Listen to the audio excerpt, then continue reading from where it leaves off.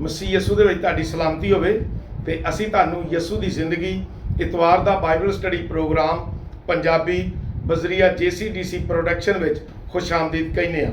ਤੇ ਮੈਂ ਪਾਦਰੀ ਅਮਜਦ ਇਮਤਿਆਜ਼ ਤੁਹਾਡੇ ਕੋਲ ਖੁਦਾ ਦਾ ਕਲਾਮ ਲੈ ਕੇ ਹਾਜ਼ਰ ਹੋਇਆ। ਤੇ ਅੱਜ ਫਿਰ ਅਸੀਂ ਯਾਕੂਬ ਦੇ ਖੱਤ ਦੇ ਵਿੱਚੋਂ ਹੀ ਸਿੱਖਾਂਗੇ। ਪਿਛਲੀ ਵੀਡੀਓ ਦੇ ਵਿੱਚ ਅਸੀਂ ਯਾਕੂਬ ਦਾ ਚੌਥਾ ਬਾਬ ਤੇ ਉਹਦੀ 7ਵੀਂ ਆਇਤ ਤੇ ਗੌਰ ਕੀਤਾ ਸੀ ਤੇ ਹੁਣ ਅਸੀਂ 8ਵੀਂ ਆਇਤ ਤੇ ਗੌਰ ਕਰਾਂਗੇ। ਖੁਦਾ ਦੇ ਕਲਾਮ 'ਚ ਇੰਜ ਲਿਖਿਆ, ਖੁਦਾ ਦੇ ਨੇੜੇ ਜਾਓ ਤੇ ਉਹ ਤੁਹਾਡੇ ਨੇੜੇ ਆਵੇਗਾ। ਇਹ ਖੁਦਾ ਦਾ ਬੰਦਾ ਯਾਕੂਬ ਆਪਣੇ ਖੱਤ 'ਚ ਲਿਖ ਕੇ ਦੇ ਰਿਹਾ ਹੈ ਕਿ ਆਉਣ ਵਾਲੇ ਲੋਕ, ਆਉਣ ਵਾਲੀਆਂ ਨਸਲਾਂ ਜਦੋਂ ਇਸ ਕਲਾਮ ਨੂੰ ਪੜ੍ਹਨਗੀਆਂ ਤੇ ਖੁਦਾ ਦੇ ਕੋਲ ਆਉਣ ਦਾ ਤਰੀਕਾ ਉਹਨਾਂ ਨੂੰ ਪਤਾ ਲੱਗ ਜਾਏਗਾ। ਕਹਿੰਦਾ ਖੁਦਾ ਦੇ ਨੇੜੇ ਆਓ ਤੇ ਉਹ ਤੁਹਾਡੇ ਨੇੜੇ ਆਏਗਾ। ਪਹਿਲੋਂ ਬੰਦੇ ਨੂੰ ਜਾਣਾ ਪਏਗਾ, ਪਹਿਲੋਂ ਇਨਸਾਨ ਨੂੰ ਖੁਦ ਜਾਣਾ ਪਏਗਾ, ਪਹਿਲੋਂ ਸਾਨੂੰ ਖੁਦਾ ਦੇ ਨੇੜੇ ਜਾਣਾ ਪਏਗਾ। ਇਹ ਇੱਕ ਤਰੀਕਾਕਾਰ ਖੁਦਾ ਦੇ ਕਲਾਮ ਦੇ ਵਿੱਚ ਯਾਕੂਬ ਨੇ ਲਿਖ ਦਿੱਤਾ ਹੈ। ਤੇ ਕਿੱਡਾ ਹੀ ਸੋਹਣਾ ਹੈ ਤਾਂ ਸੌਖਾ ਹੀ ਹੈ ਨਾ, ਔਖਾ ਤੇ ਨਹੀਂ। ਔਖਾ ਲੱਗਦਾ ਤਾਂ ਜ਼ਰਾ ਗੌਰ ਨਾਲ ਸੁਣੋ ਕਿੱਡਾ ਕੁ ਔਖਾ ਹੈ। ਖੁਦਾ ਦੇ ਨੇੜੇ ਜਾਣ ਲਈ ਜਦੋਂ ਅਸੀਂ ਖੁਦਾ ਦੇ ਲਾਗੇ ਜਾਂਦੇ ਆ ਤੇ ਇਹੋ ਹੀ ਤਰੀਕਾ ਨਾ ਖੁਦਾਵੰਦ ਸਾਨੂੰ ਮਾਫ ਕਰ ਦੇ, ਸਾਡੀਆਂ ਗਲਤੀਆਂ ਮਾਫ ਕਰ ਦੇ, ਸਾਡੇ ਗੁਨਾਹਾਂ ਨੂੰ ਮਾਫ ਕਰ ਦੇ, ਸਾਡੀਆਂ ਨਲਾਇਕੀਆਂ ਨੂੰ ਮਾਫ ਕਰ ਦੇ, ਸਾਡੀਆਂ ਬੇਵਕੂਫੀਆਂ ਨੂੰ ਮਾਫ ਕਰ ਦੇ।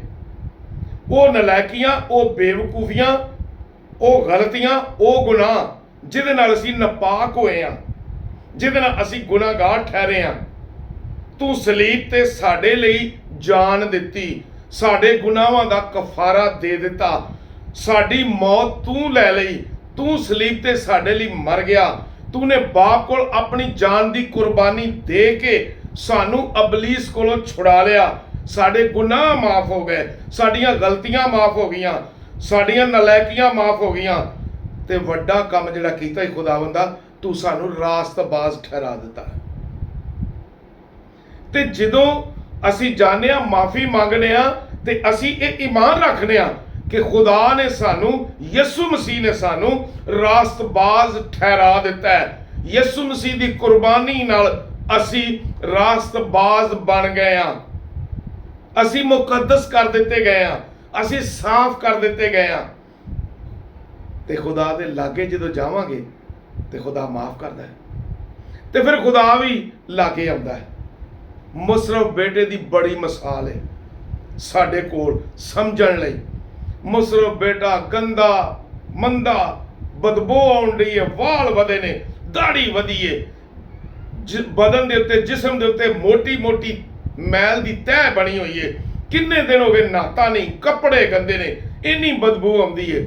ਜਦੋਂ ਉਹ ਆਪਣੇ ਪਿਓ ਕੋਲ ਆਉਣ ਲੱਗਦਾ ਤੇ ਟੁਰਿਆ ਆਉਂਦਿਆ ਤੇ ਬਾਪ, ਜਦੋਂ ਉਹ ਟੁਰਿਆ ਆਉਂਦਾ ਤੇ ਫਿਰ ਬਾਪ ਵੀ ਭੱਜਾ ਜਾਂਦਾ, ਦੌੜ ਲਾ ਕੇ ਜਾਂਦਾ। ਤੇ ਉਹ ਕੀ ਕਰਦਾ, ਬਾਪ ਉਹਨੂੰ ਚੁੰਮਦਾ, ਚੱਟਦਾ, ਗਲੇ ਲਾਉਂਦਾ, ਖੁਸ਼ ਹੁੰਦਾ ਤੇ ਉਹਨੂੰ ਬਾਂਹ ਫੜ ਕੇ ਤੇ ਉਹਨੂੰ ਆਪਣੇ ਘਰ ਲੈ ਆਉਂਦਾ। ਯਾਦ ਰੱਖੋ, ਅਸੀਂ ਸਿੱਖਣ ਡਏ ਆ, ਖੁਦਾ ਦੇ ਨੇੜੇ ਜਾਓਗੇ ਤੇ ਉਹ ਤੁਹਾਡੇ ਨੇੜੇ ਆਏਗਾ। ਅਸੀਂ ਆਪ ਖੁਦਾ ਦੇ ਕੋਲ ਜਾਣ ਲਈ ਜਦੋਂ ਕਦਮ ਵਧਾਉਂਦੇ ਆ ਤੇ ਫਿਰ ਖੁਦਾ ਵੀ ਸਾਡੇ ਕੋਲ ਆਉਣ ਲਈ ਕਦਮ ਵਧਾਉਂਦਾ ਹੈ। ਦਾਊਦ ਕਿੱਡੀ ਗੱਲ ਕਰਦਾ ਹੈ, ਸ਼ਾਇਰੀ 'ਚ ਅਸੀਂ ਜ਼ਬੂਰ ਵੀ ਗਾਉਂਦੇ ਆ। ਦਾਊਦ ਕਹਿੰਦਾ, ਮੈਂ ਖੁਸ਼ ਹੋਇਆ ਜਦੋਂ ਮੈਨੂੰ ਆਖਣ ਲੱਗੇ ਕਿ ਆਓ ਖੁਦਾ ਦੇ ਘਰ ਚਲੀਏ। ਤੇ ਖੁਦਾ ਦੇ ਕੋਲ ਜਾਣ ਲਈ, ਖੁਦਾ ਦੇ ਲਾਗੇ ਜਾਣ ਲਈ ਜ਼ਰੂਰੀ ਹੈ ਕਿ ਅਸੀਂ ਜਾਈਏ ਖੁਦਾ ਕੋਲ। ਤੇ ਅੱਜ ਕਿੰਨੇ ਲੋਕ ਨੇ ਜਿਹੜੇ ਚਰਚ ਹੀ ਨਹੀਂ ਆਉਂਦੇ, ਕਿੰਨੇ ਲੋਕ ਨੇ ਜਿਹੜੇ ਇਬਾਦਤ 'ਚ ਹੀ ਨਹੀਂ ਆਉਂਦੇ, ਕਿੰਨੇ ਲੋਕ ਨੇ ਜਿਹੜੇ ਖੁਦਾ ਦੀ ਕੁਰਬਤ ਦੇ ਵਿੱਚ ਨਹੀਂ ਆਉਂਦੇ, ਕਿੰਨੇ ਲੋਕ ਜਿਹੜੇ ਖੁਦਾ ਦੇ ਨੇੜੇ ਹੀ ਨਹੀਂ ਆਉਂਦੇ, ਉਹਨਾਂ ਦੇ ਆਪਣੇ ਕੰਮ ਹੀ ਨਹੀਂ ਮੁੱਕਦੇ।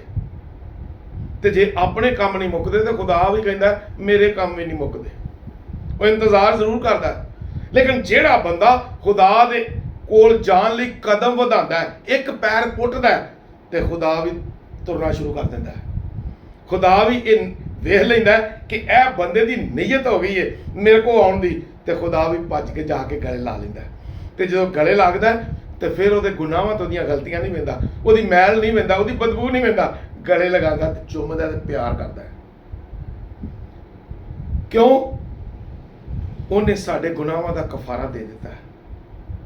ਉਹ ਸਿਰਫ ਸਾਡੇ ਦਿਲਾਂ ਨੂੰ ਜਾਣਦਾ ਹੈ ਕਿ ਅਸੀਂ ਖੁਦਾ ਦੀ ਹਜ਼ੂਰੀ 'ਚ ਆਈਏ, ਲਾਗੇ ਹੋਈਏ, ਤੇ ਖੁਦਾ ਵੀ ਲਾਗੇ ਆਏ। ਤੇ ਜਦੋਂ ਖੁਦਾ ਦੇ ਲਾਗੇ ਬੰਦਾ ਆ ਜਾਂਦਾ, ਵੇਖੋ ਨਾ ਅਸੀਂ ਕੀ ਸਿੱਖਣ ਰਹੇ ਹਾਂ, ਖੁਦਾ ਦੇ ਨੇੜੇ ਜਾਓ ਤੇ ਉਹ ਤੁਹਾਡੇ ਨੇੜੇ ਆਵੇਗਾ। ਜਦੋਂ ਖੁਦਾ ਦੇ ਨੇੜੇ ਅਸੀਂ ਜਾਂਦੇ ਹਾਂ ਤੇ ਫਿਰ ਸਾਡੀ ਜਿਹੜੀ ਬਦਸੂਰਤੀ ਹੈ ਉਹ ਖੂਬਸੂਰਤੀ 'ਚ ਬਦਲ ਜਾਂਦੀ ਹੈ। ਮੈਲ, ਮਿੱਟੀ, ਗੰਦ ਸਭ ਕੁਝ ਖਤਮ ਹੋ ਜਾਂਦਾ ਹੈ, ਸਾਫ਼ ਤੇ ਸ਼ਫਾਫ। ਜਿਵੇਂ ਬੰਦਾ ਨਹਾ ਲੈਂਦਾ, ਸ਼ੇਵ ਕਰ ਲੈਂਦਾ, ਵਾਲ ਕਟਾ ਲੈਂਦਾ, ਸੋਹਣੇ ਵਾਲੇ ਕੱਪੜੇ ਪਾ ਲੈਂਦਾ ਤੇ ਉਹ ਸੋਹਣਾ ਜਿਹਾ ਹੋ ਜਾਂਦਾ ਹੈ।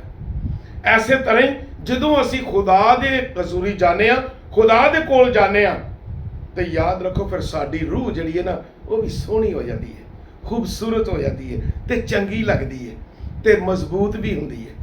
ਤੇ ਕਿਉਂ ਨਾ ਅਸੀਂ ਅੱਜ ਤੋਂ ਨੀਅਤ ਕਰੀਏ ਕਿ ਅਸੀਂ ਖੁਦਾ ਦੇ ਲਾਗੇ ਹੀ ਰਹੀਏ।